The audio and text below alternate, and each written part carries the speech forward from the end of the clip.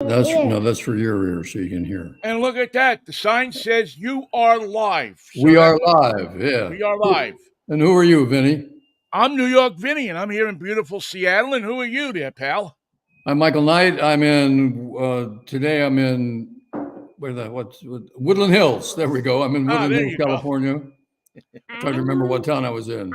This is my grandson, Bradley Knight Musha. Where are you, Bo? Let's see if we can get a picture of you.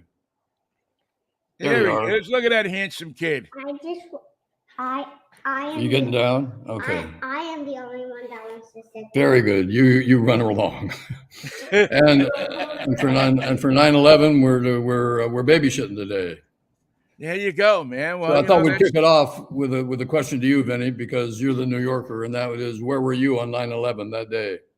I was actually, Michael, in Anaheim with the Mariners. A lot of people remember, a lot of people don't remember that today would have been the day that the Mariners, if they had won, would have clinched the American League West back in 2001. And matter of fact, I mean myself, Kevin Kremen, Rick Riz. I forget if Dave came with us or not. I don't think he came, but Edgar Martinez and a few other players all went out to this bar, pool hall kind of place that was a few blocks from the hotel in Anaheim. And we were there and had a great night the night before, had a couple of pops, all jumped in cabs and went home to the hotel. I woke up the next morning and I thought I had left the movie station on. Oh, wow. I'd fallen asleep with CNN on, and there was the World Trade Center with smoke pouring out of it. And came to realize after a couple of minutes of, clearing your eyes and your head that this was not a drill. This was the real thing. And something, horrible had happened, and more horrible was going to happen as the day progressed. And, once you saw that second plane hit the tower, you knew that life was going to be different. We watched the whole thing with Aaron Brown on the roof of the CNN building, if you remember. One horrible chapter after another.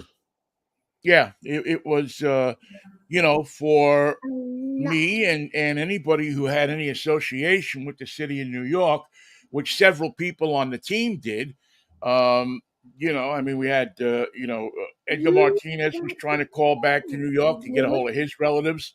Lou Piniella was trying to call people he knew. And then after the initial shock, probably about 10 o'clock in the morning, everybody started to gather. The whole team started to gather in the library, in the lobby, I should say. Excuse me.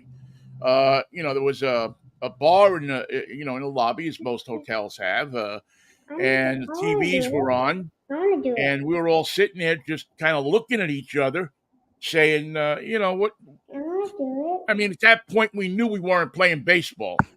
Yeah. We knew at that point that there was, that the game that was going to take place that night, and probably, for a week or two at least, we thought it was going to be canceled. And you couldn't fly anywhere. You couldn't go home. You couldn't go anywhere. And so we were just ordered to sit tight, don't leave the hotel. Everybody had to stay in the hotel. I was traveling with the team at the time, so I was under their order of what to do. Right. And so we were all then gathered in a room and just told that we were to check in with the PR people before we left, or the traveling secretary at the time was Ron Spellacy. And just to sit tight and don't. Did anybody rent a car and take off?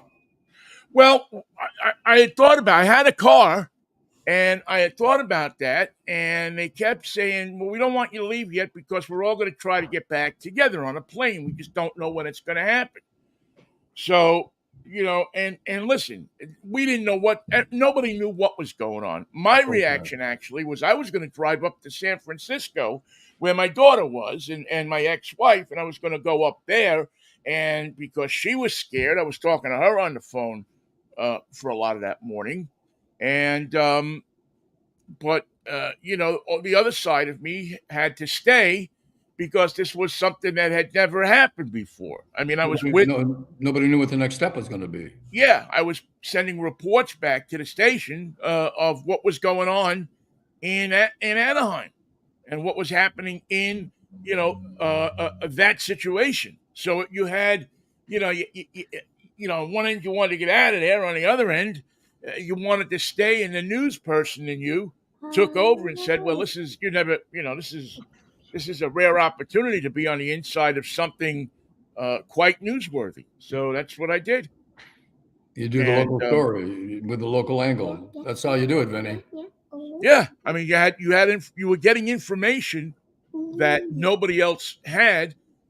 The one thing is you really couldn't. There were certain things that you could say, and certain things that they didn't want you to say because they did. Again, we were under. Nobody knew what was going on. Nobody really knew, so they didn't want you to give away like the name of the hotel we were at, exactly. or or that kind of stuff. You Anything could tell the story, security, but right, personal you couldn't security. give the security particulars because they didn't know. And I remember that a couple of California Highway Patrol cars showed up in front of the hotel at probably about noon, and Really? the hotel was put under guard. Wow. As was all of the Major League Baseball teams, I believe, that were on the road. I didn't know that. That's a new angle. Yeah, as a matter of fact, we got it put when we finally got out. I think we got out Friday, if I'm not mistaken. I think it's happened on Tuesday, and I think it was Friday when we finally got out. We went to the airport with like a 5-car highway patrol escort to LAX from Anaheim. That's that's a long haul for. Yeah. They were we were on one of the first flights out of LAX. They had Alaska. It's funny how thorough everybody became when they started thinking what's the next step, when they started thinking like they might have thought before this all happened. What are these Arab guys doing at Logan Airport? What are they doing training to fly 747? Yeah. You weren't even around then. Nobody. Yeah, I mean, people weren't. I mean, obviously everybody had opinions as to what was going on. I remember that some people were, saying it's the damn president that caused this. It was this. It was that. I mean, at that point, it was just I wasn't worried about conspiracy theories. I was worried about how do I get back to Seattle. At this point, I remember that Chuck Armstrong and I think John Ellis, if I'm not mistaken, but the president and the general manager, not the general manager, but the president and the chief officer of the Mariners, they were stuck in Milwaukee. Whoa! Owners meeting, and they wound up true to his form. Bud Selig sold them a car. God. And they drove back. He didn't give them one. He sold them one. Them a car. Oh God! I hate to think what the sticker price was on that. And they drove back, and I was gonna get a car. Linked up, Ford's office was in Anaheim, and a good friend of mine who worked for Ford called me up and said, "Hey, if you need a car to get back, we'll give you a car." And as a matter of fact, they had come and they delivered the car to the hotel. Really? And the traveling secretary of the club said, you can't say anything about this, but we're going to have a plane this afternoon. Mum's the word. So, but you can't, you just can't, we don't want it to get out that we're flying, but we were on one of those first planes. And Bob Finnegan, who at the time was writing for the Seattle Times, we had left early that morning. He'd found a car rental. And he rented a car, and he drove. He left that morning. I think it took him like 3 days to get up there. Wow! But he wound up driving up, and we wound up flying, getting back. I think it was Friday evening. Alaska Airlines sent a plane down for because Alaska is closely associated with the club. As They found the soon as they could get one off the ground. right when they finally could. And that was, I think, the first day. Friday was the first day that you could get off the ground. And so Alaska, God bless him, sent a plane down for us, and took the whole club, everybody, and whoever was traveling with us, and we all went back to back to Seattle. And it was funny because I remember getting on the plane, and they served us a meal, and on the tray, on each tray was a knife. Oh God! And I was like I remember thinking to myself, we're not going to do that again. Yeah, I mean, what are you giving out knives on an airplane for right now? You probably, again, we were all in who knew what the hell was going on, but it was quite a day, quite a week, of just incredible. You just didn't know anything. Do you remember the month before 2/11? One of the ball players for either the Mets or the Yankees was flying a lighter than aircraft on the east side and banged into an apartment building. He had like a three wheels and a little propeller in the back. Yeah, it was Halladay, wasn't it? I think so. Yeah, wasn't it Roy Halladay?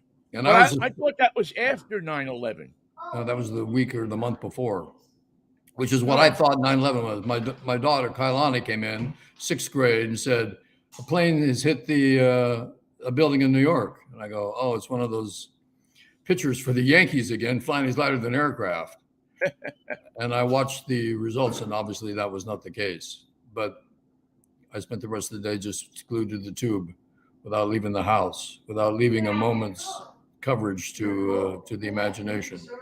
So I was the opposite intensity as you. You were out in the middle of it with a group of people who were theoretically possibly in jeopardy because we didn't know what we were dealing with. And it took me a while to get the hang of it. Even the second plane into the it wasn't Roy Halladay. It was somebody else. Halladay. Was Shanksville second, and then the second plane into the? No, I think it was the first plane, the Pentagon. No, the first plane, the second place, the Pentagon, then Shanksville. Wow. I think that was the order. Because they were trying to fly the Shanksville plane into I guess they said they thought they were headed for the White House. They were going to crash it into the White House. But no, and people often forget that the Pentagon was also hit that day. And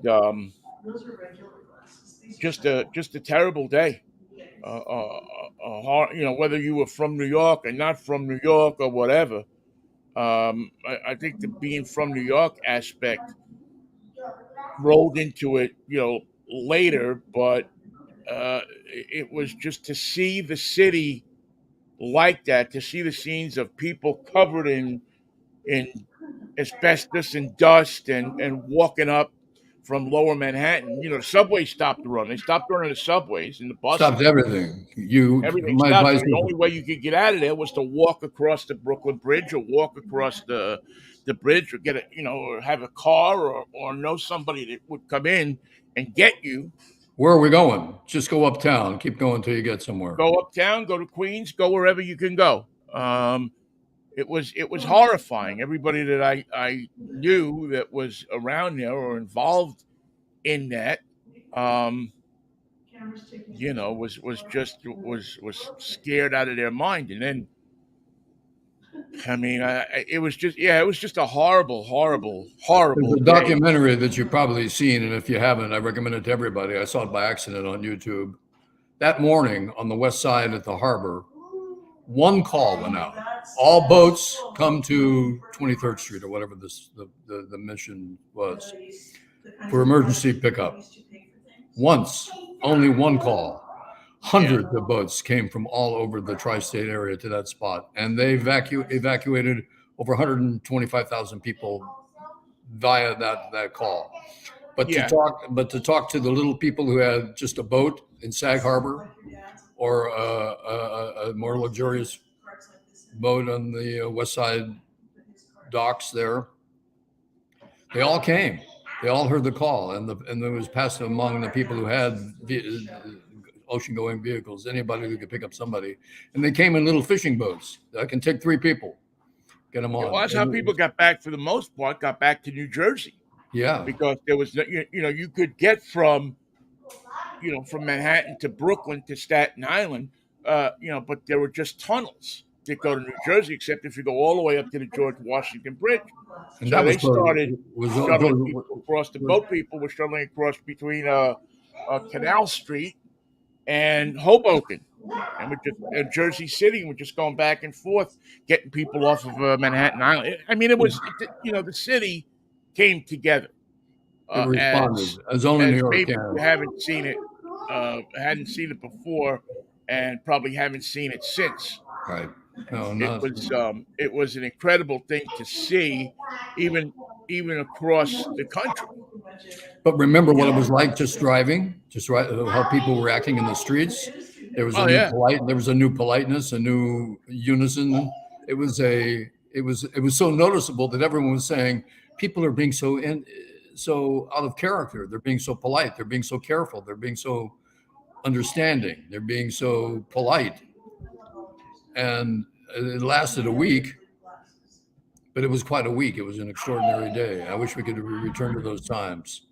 Well, it's funny because some of the people that I every year watch the reading of the names.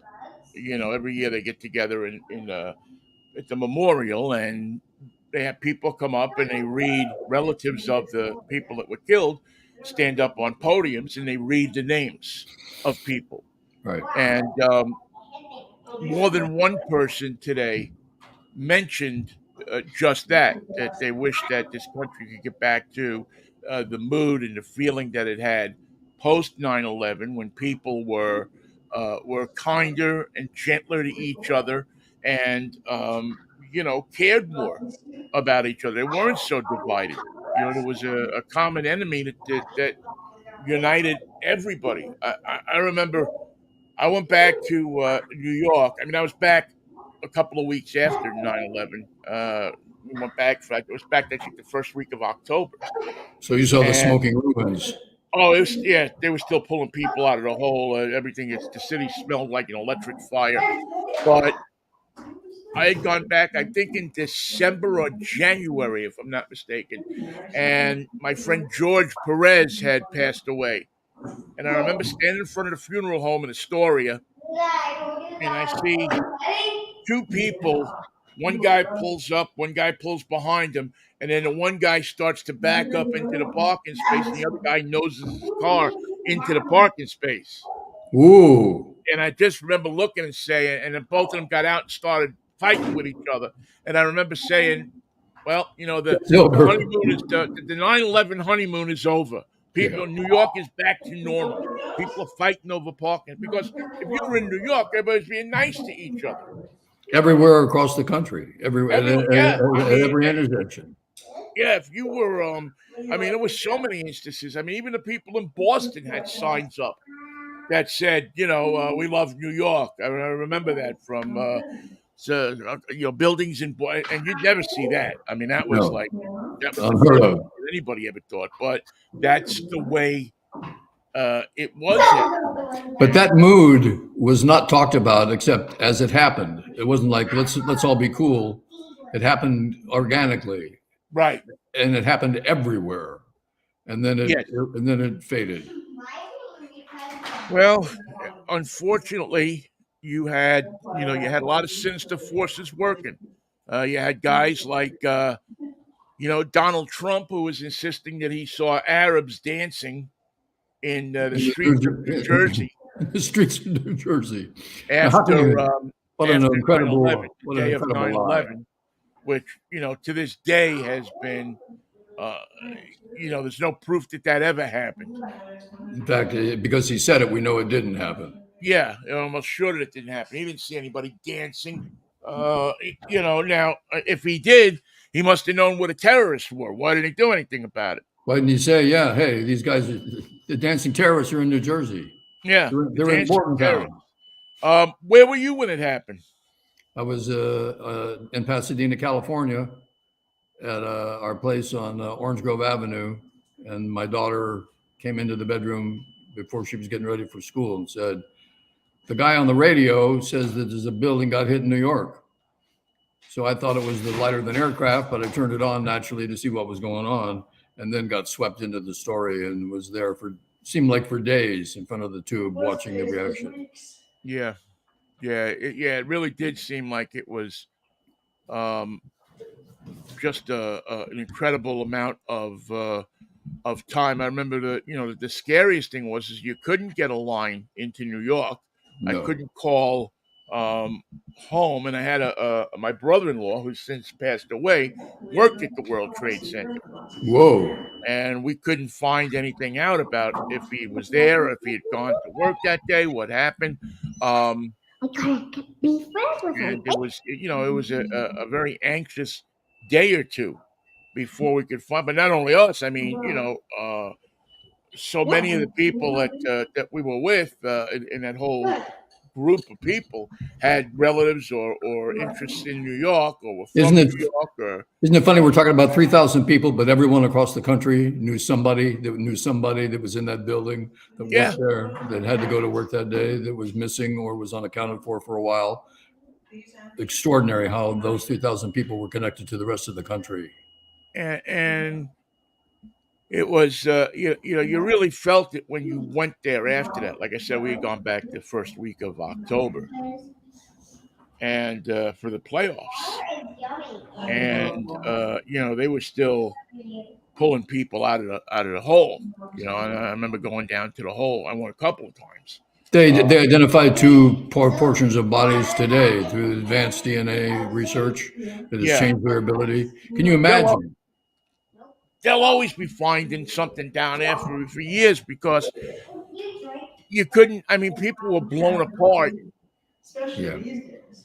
so horribly. I remember looking at it that morning, the live feed, and seeing. I forget who I was with. I think I was sitting down in the lobby, and you could see stuff dropping from the World Trade Center. And somebody had said, "Boy, look, they're throwing bags out of the." And I said, "Those aren't bags. Those are employees. Those are people that are just they're not they're not going to get out. They're going to take the road, So they're less just gonna, travel. yeah, they're just gonna instead of burning to death, uh, you Take the know, fast way. just jump and go." And Friend of mine was living in Soho, and I called her to find out how she was because I didn't know how her neighborhood was affected. She had just had surgery and was in bed, and she clearly remembers that morning. She heard the planes going right over her apartment, coming in low. yeah, there was a couple of people that were from Seattle that were. I forget one of them had something to do with Como. I forget who it was now at the moment, but she was that down there, I guess, vacationing in New York, and she happened to be like a block away and was shooting the World Trade Center Wow. when the plane just came out of Nowhere. nowhere and went into the first tower. And I mean, I've seen her video on every news organization had it. It was one of the first videos of the plane hitting the tower going into the just that hit, and then the smoke just billowing out of the back of the plane and the hole in the tower. I wondered about the level of anxiety because the attacks were one thing. The buildings were on fire. The planes that hit them, they were burning, and there was no hope. And then they started to collapse, and that's what destroyed anybody's hope of the incident being over, because that's when all of New York had to panic and get out. They had to go north. They had to go somewhere. Well, and they knew early on when the plane hit the first tower that they weren't going to be able to get anybody above where the plane hit. That was because they had tried to bring in helicopters to get people off of the roof. And they couldn't get the helicopters close enough because the heat coming up from the crash site, Right. All that's jet fuel. was so intense that they couldn't fly the helicopters there. The NYPD was gonna try to attempt to get people off the roof because there were people standing on the, they'd gone up to the roof, Right. figuring what the heck, maybe somebody will be able to get me off of the roof, but they weren't going anywhere. They went down with the building.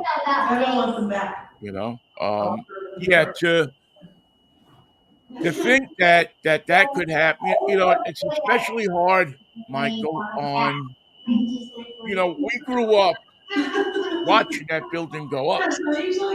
I mean, every day when you drove toward Manhattan, you could see the progress of the towers going up. I mean, it was a big deal. People, you could see them from every neighborhood on every. You saw it from everywhere. You saw these towers rising, and there was a lot of people that worked that I knew that worked on the building going up. Iron workers and different tradespeople that worked on those buildings. One of my uncles worked on it. Was an iron worker. I mean, everybody was invested in New York, in the city, was invested in that building, if not just from the emotional standpoint of watching it, a new symbol of New York being built that was going to eclipse what was the symbol of New York, and there was a lot of, not controversy, but there was a lot of skepticism about how are these two towers going to replace the Empire State Building as, the symbols of New York. How is that gonna work? And they did it. I mean, they did. I mean, people came to know New York by the World Trade Center and the Empire State Building. But I remember going, drove down Northern Boulevard to go toward Manhattan to go to work in the morning. You saw the skeletons of the buildings going up over, they went up over, I think it started in 67. You could start to see it. So I was in 7th grade. And then by the time I was in high school, they finished them in 71, I think, or 72. Isn't it fascinating how they replaced them faster than that? The replacement went up faster. One. Yeah, good point. As opposed to the two, so that probably helped that. But it was funny because they were. I mean, there was a lot of consternation about what they were going to put there. Was it going to be the one tower? Was it going to be two new towers? A lot of people in New York wanted it to be 2 111-story buildings, so that we'll build them back and we'll build them one more story higher. I'll do you one better. They call it the middle finger. That's New York. That's very New Yorkish. Right, the FU floor. But they decided on the Freedom Tower, and it's certainly an impressive building. I've been up to the. Where else can you get a $40 gin and tonic? It was. But there was something. The World Trade Center had something about it that was. It was interesting in that it was sterile as compared to the Empire State Building. Everybody in New York at some point went to the Empire State Building. I tell everyone who goes to New York, if this is your first visit, it's worth the wait. You got to see it, because you can't see New York like you can from the Empire State Building. Right. There's other views, but that's the one you should have to see. The World Trade Center, I don't think, and again, I just never thought that it had that cachet about it. Well, its style was not very. Yeah, it was. Yeah, it was not. It was two just kind of IMK type buildings, that could have been in like any city. I mean, Giant buildings that were sort of minimalist. yeah, it was a sign that architecture had really changed since the Art Deco period. I mean, they put up buildings in the 30s and 40s in New York that are spectacular looking today. The Woolworth building, one of my favorites. Which one? Woolworth. Yeah, Woolworth, the Chrysler building. Chrysler's beautiful. With the lightning rods. There used to be the old. It's knocked down now, but downtown there used to be the Singer Tower. Down north, it was north of the Woolworth building, and that was an incredible building. That was one of New York's first skyscrapers. It was built in the 1910s, and it was the home of the Singer Sewing Machine Company. Wow! And it was an incredibly large and tall. I mean, I think it was 80 stories or something like that, which for the time was unbelievable. I think it was 60 or 80, I forget. But it dwarfed the Woolworth building, and it really was, and it was just so ornately done with gargoyles. I mean, it was really a very cool building. I remember feeling really bad when they knocked it down. Why did they knock it down? They just, they wanted to put a modern office tower up there that looks like everything else. A square with, a big lobby. Just like, why did they knock down Penn Station? Oh, that's a mistake. I mean, what a horrible thing that was. Again, you knocked down a building that that had such a historic significance behind it. That's the New York style. They preserve some things, but also when they make up their mind, they tear it down and put up something big. It's time to build another Yankee Stadium. Well, you can't build another Yankee Stadium. Yeah, we can. Yeah, we're going to do that. Well, it's funny because the knocking down of Penn Station, which so many people were opposed to, but they put the new Madison Square Garden over where Penn Station is still under there. The trains still go there, but they knock it down. And I think what they've done now is the big post office was across the street, and that's one of those. It was built in I think the late 1890s or early 1900s. That's a big post office. And had the Greek columns and everything. So I think what they've done is they've rebuilt, they've reconfigured Penn Station so that it now goes into where the post office was, and kind of rebuilt Penn Station in there. Well, they have the room, that's for sure. Yeah, and so people go there, and you can still see that period of architecture. They don't call it Penn Station; they call it something at, I don't know, some station at Penn Plaza or something like that. But Elon Musk at New York. Don't even start with that clown. But unfortunately, that's part of the. But that knocking down Penn Station caused the formation of the New York City Landmarks Commission. Now we're getting somewhere. Where now, if you have an old building like that, it has to go through a test before they knock it down. Is it of historical significance to the city? Is it a landmark?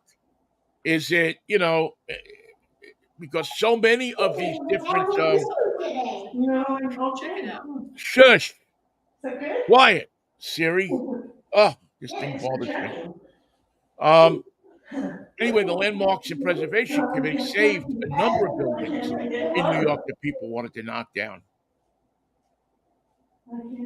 And so they should. I think the Singer building would still be there had they been in. Without a doubt, the Singer building still would have been there. Penn Station would have still been there.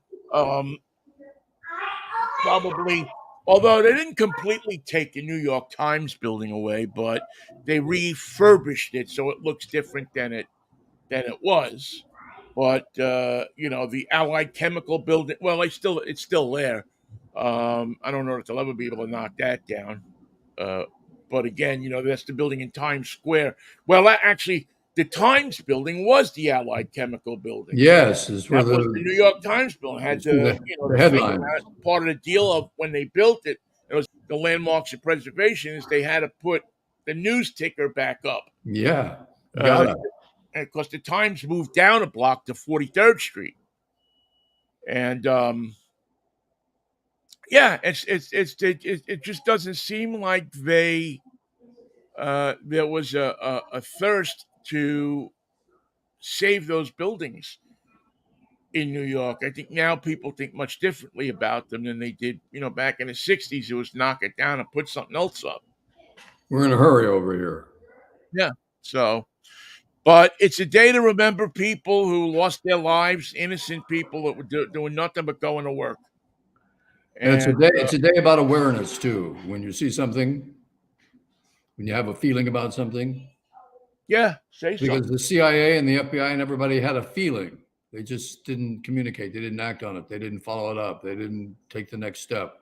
And now I think we're in a different mindset where curiosity has to lead you to action. Well, Michael, I always think we discount. We don't have it as much here in the United States, but when you go to Middle Eastern countries, when you go to Mediterranean countries, there is a feeling of revenge and eternal time. If somebody wants to get even with you or somebody wants to beat you, see, here we want it done. We're conditioned to want it in a half hour. We Right want now. the television conclusion, a half hour, an hour, and it's all wrapped up neatly. Many other places in the world, they've been around for a long time. When they attacked the World Trade Center in, what was it, 93, Yeah. you knew they were coming back at some point. You didn't know how. You didn't know exactly what was going to happen, but it wasn't like, well, they failed, so they're going to go away. But Doesn't work like that over the there. funny thing was, Vinny, the why was still there. Why did they do it in the first place? Why would they do it again? Well, No, that's obviously. we can talk all day about their reasons and what they feel and what we feel and so on and so forth. But yes, you have to remain vigilant because those people have been fighting wars for thousands of years. The Jews and the Arabs have been fighting each other for 5,000 years. What the hell makes you think that you're going to stop it in one afternoon signing a couple of papers at Camp David? Also, who wants to stop it? Neither side. So the third party is always the one that gets the black eye. I think in some ways you're right. Yeah, I think that there's, it's a way of controlling people. And it's a way of motivating an entire populace. Yeah, if you can create an enemy and you're an autocrat, well, I mean, look at what Putin's doing in Russia. It's a perfect world for an autocrat. The West, the United States is the enemy. It's a perfect combination. Yeah, and it allows him to stay in power because he's the only one that can fight these people. He knows how to fight them. You hate these guys, right? Right. That's all I need to know. I'll take it from here. Yeah, and if you don't hate him, we'll show you how to hate him. Yeah, if you've lost some of your hate, we can renew that hate and do it tout sweet. And if we look around this country enough, Michael, you see this, a similar thing happening here where some people will want you to believe that they're the only ones that can fight these people. Or fix it. You got something wrong, only Donald Trump knows how to fix it. There's no one else can do it. Right, and he'll be the first to tell you. And the last. So you have to take that kind of stuff into account when you think about what kind of leaders you want in this country. We were pretty divided when George Bush was president, but nothing like now. In fact, if you think about it, we're the answer to the Pogo conundrum. We have met the enemy, and he is us, and it's the absolute truth. Now, there's no threat on this planet equal to the threat that we have right within our borders, among our friends, among our neighbors. Right. And listen, the popular thought, anybody who's a student of history will tell you that the popular thought in the Soviet Union at the time, and I think Khrushchev made made this abundantly clear in his speeches. We don't have to fight you. You're gonna destroy yourselves. We will bury you, but Yeah, you'll be dead. yeah. You will. And those words have proven to be prophetic because we are on the brink of that. And as people this morning were saying and talking about that this country needs to pull itself together and find and be on the same page as much as I mean, we're never all going to be on the same page, but on the same place, be as much of a society that kind of agrees on what's best for the country. Well, remember after 9/11, it lasted less than a week, so I don't know what our chances are. Yeah, I'm not optimistic about it. I hear Ignorance has become so popular, Vinny. I don't know how else to put it. It's become the number one consumer product. Buying well, ignorance and believing in it. well, that's one of the mainstays of authoritarianism is you have to keep the people ignorant, right? You can't let them get smart. You can't give them newspapers. You can't give them intelligence. You can't have a free society where ideas bounce around because you're going to have a million ideas out there. Yeah, here's your ideas. War is peace. Weakness is strength. Ignorance is intelligence. You take those and run with them, and you'll be fine. Don't forget them now. Yeah, and if we have a war going on somewhere, people will be working. People will because we need to work to supply. It's good for the economy. Yeah, it's good for the economy. What's good for General Dynamics is good for the economy. It's good for Allied Chemical. It's not necessarily good for the air, but it's good for the ticker. Good for the ticker. It's good for the stock market. Yeah, I watched over the weekend. Very interesting couple of sessions with John Meacham, the historian Yes. and presidential historian, and very interesting. If they're on YouTube, they're definitely worth checking out. But he goes through kind of a history of the things that this country has endured that have divided us before. He goes through the Civil War and different presidents that played the division game. Vietnam. Yeah, it goes like right through World War, the Communist scare, the Depression, which we endured and came back from, World War II, which we endured and came back from, and shined after, and really became the world power that we are. And how there were forces on all of those fronts of people who did not want that.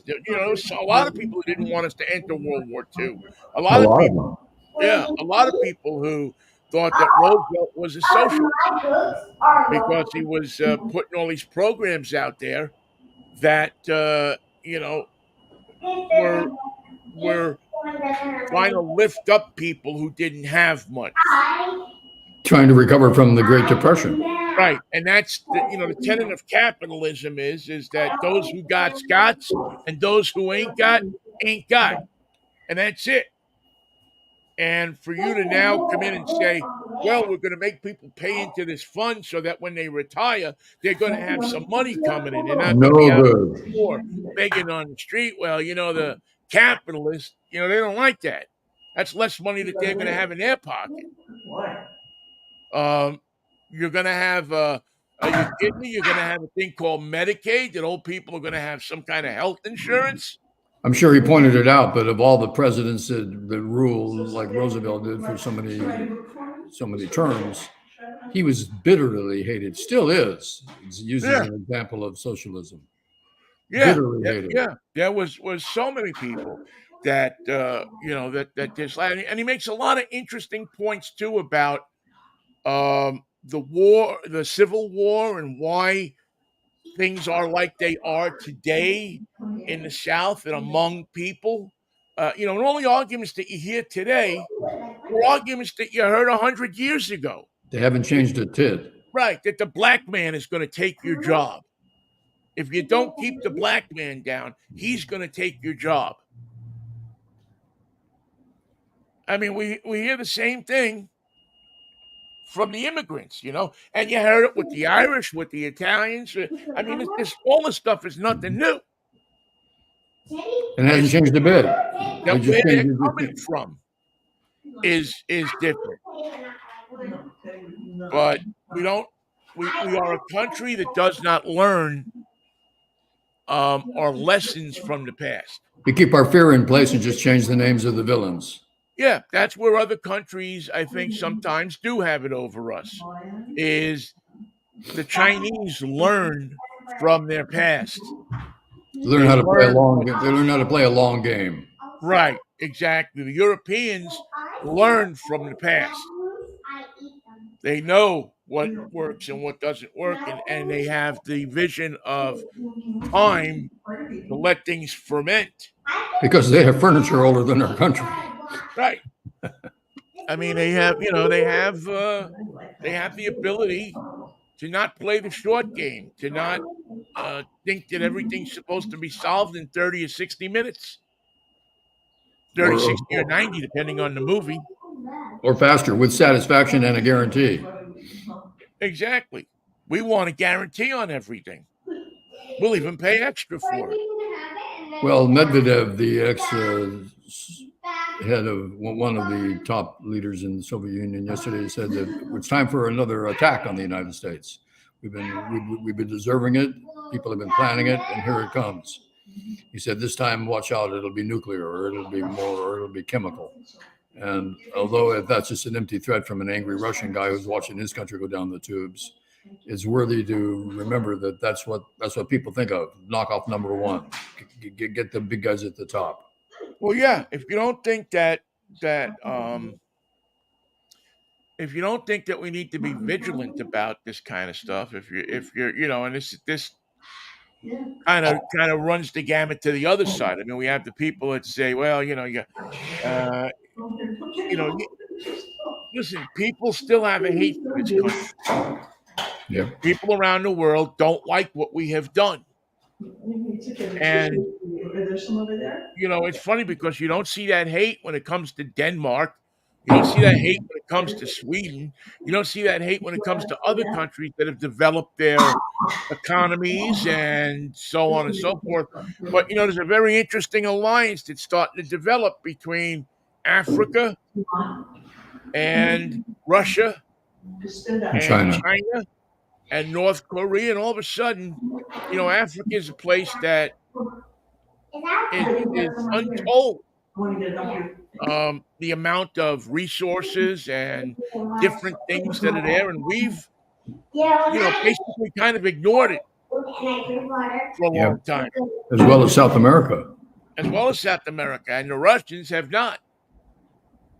All of a sudden the Russians have armies in there, and they have the Wagner Group. Yeah, they got the boys from the Wagner Group, who I don't think listen to music.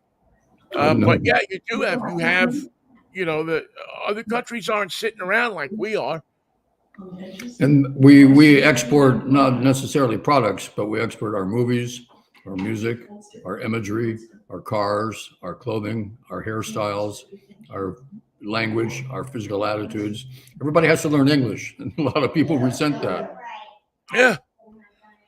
Well, before it's all over, Michael, we may see a world that everybody has to learn Russian or everybody has to learn Chinese. Right now, the Chinese economy is in such awful straits that they won't even attend the G20. Yeah, but it won't be forever. And again, no, but watch what happens at the top. They'll say, "Now you just put yourself in power. Thought you were going to rule for 40 years. We better keep an eye on you. I don't think you should leave the country to go to the G20. Why don't you stay here in Beijing and explain to us how this is all going to work to our advantage?"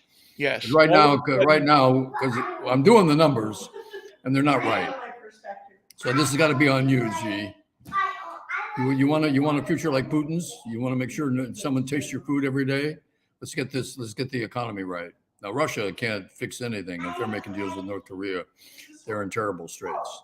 And we'll be feeding them within 2 years. Right, but, Russia hasn't collapsed like we thought they were going to from the sanctions as well, because there are still people who buy what they have, which is oil. You know what we did this weekend? You probably saw the story. We seized 1 million barrels on a ship from Iran on the way to Russia. Yeah, I saw something about it. I didn't see the whole. I didn't read the story, but I saw. It didn't say what we're going to do with it. We're going to just bring it to Jersey, dock it at the dock of the bay. I don't know what they're going to do. Texas somewhere, and resell it to somebody else. Yeah, that's. I mean, there you go. And keep the boat. And people don't talk about Iran either, and there's another country that has nothing but hate. I mean, they would like nothing better than to wipe us off the face of the earth. And it festers because we've cornered them. They got no place to go with that. Well, yeah.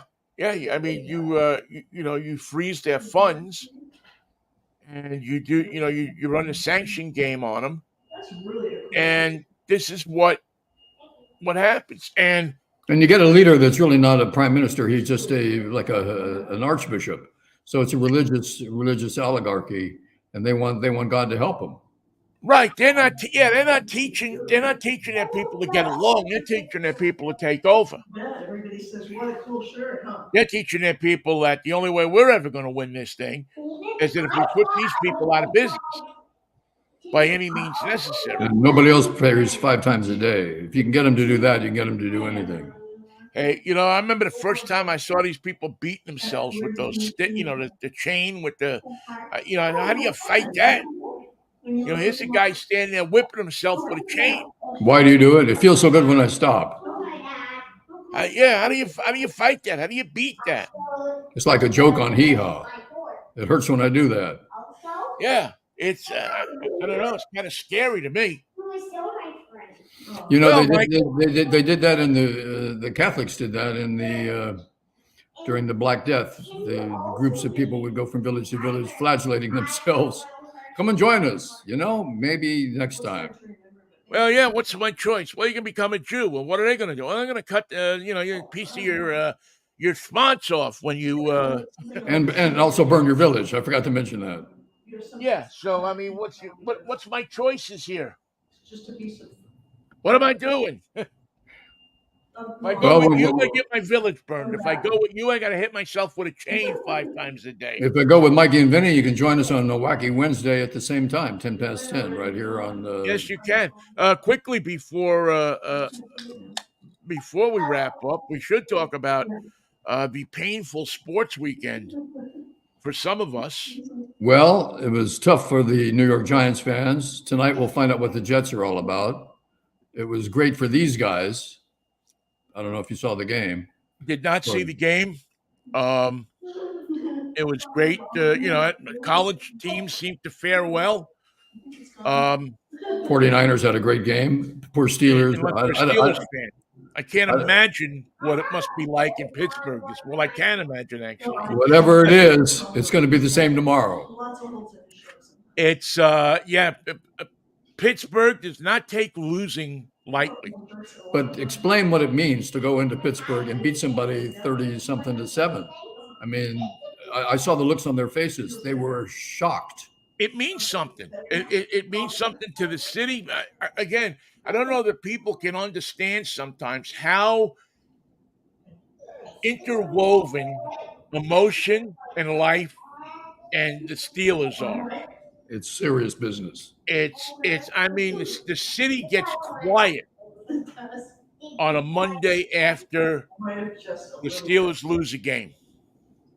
Or the Tuesday, whatever it is, wherever they're playing. I could imagine that this morning in Pittsburgh, it is just, people are just, everywhere you go, people are just pissed off. They want to fire the coach. They want to fire the quarterback. They want to bring somebody else in. They want to fire the defensive line. They want to fire. Now, I didn't see the game, so I don't know how the 49ers accomplished what they accomplished, but they went in and beat the crap out of the Steelers. Nobody's supposed to do that in the first game of the season. First drive, they just went right down and scored. They just went right down and scored an 11-yard passing play. And the Seahawks didn't fare much better. I mean, at least they were ahead for a while in the game. But tell Vinnie that the Steelers are going to be fine. the Rams, came back and just I want walked all you- over them in I the want second you half to of that come game. here. Boy, they did. They I improved. mean, it was brutal. And that's a team that had some problems last year, and they had to do it without Cooper Kupp. So that was an achievement. Yeah, they. I mean, I don't know. I'm That still. is I mean, the kidding. sample size is too small to tell whether the Rams are that good Yeah, that's terrible. or the Seahawks are that bad. I say that after one game, but the Seahawks really have some problems they got to address and address quickly. Yeah, that was an eye opener, and I'm sure Pete thinks that he's got some problems. Yeah, I think Pete's got to figure some things out here quickly. I don't think that was like one of those things where it's a one off. I mean, I'm sorry, Geno Smith has to, I mean, you can't give up the ball, you can't fumble the ball, you can't turn over the ball. There are things that you can't do, and you can't let the other. I mean, you look at the game summary, and it's just punt, punt, punt. The second half. I mean, they punted more times the second half than they did the entire second half of last season. Gino got to see some of the Rams up close and personal. Yelling. What are we doing? What are you doing? You can't hear. Connor, Yes, he was yelling. I'm sorry. We always yell. He wants to know why we're yelling. We're old. Say goodbye to your Uncle Vinnie. Bye. Bye, Bo. You take care of yourself, Pally. Good to see you. He's full of it today. You're looking good, boy. Say thank you, Vinnie. Thank you, Vinnie. You're welcome. Thank you for being an inspiration to so many people. Bye-bye. Bye-bye. All right, I'm going to let you go. We'll reconvene on Wednesday. Love you. It'll be a wacky Wednesday. See you then, Ben. All right, Mikey, you take care of yourself. Enjoy your time with the young ones. Love you. I will. And I saw your beautiful wife moving around in the back of the senior. So please send her my love too. Vinnie sends you his love, Kristen. Thank you, Ben. I love you. You're welcome, darling. All right, you guys take care. Love you. Love you too. All right, Ben. All right, everybody. We'll see you on Wednesday morning if the Lord's willing the creek don't rise. Bye. Peace, love, and Gerber baby food. Gerber baby food and Manischewitz if we have time. A great combination for babysitting. What a baby food. See you, Ben. See you later. You're beeping.